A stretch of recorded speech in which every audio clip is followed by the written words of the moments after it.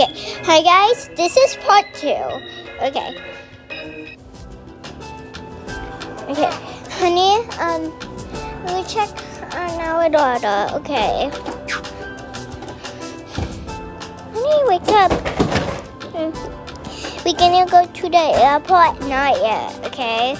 Okay, we need to get ready. That means we need to get ready. Okay. Can I bring my little toy? Yeah, you can bring a bottle. Okay? Okay. That's it? Yeah.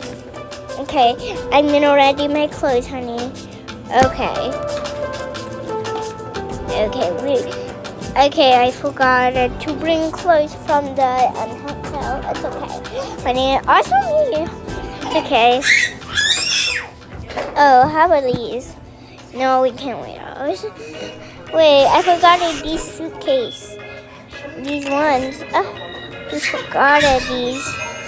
I can't wear this because that's a boy's outfit. I don't like it. Also, I don't like the outfits. And I don't like wear the cheetah print, even though I like it. It's just for boys. Well, okay.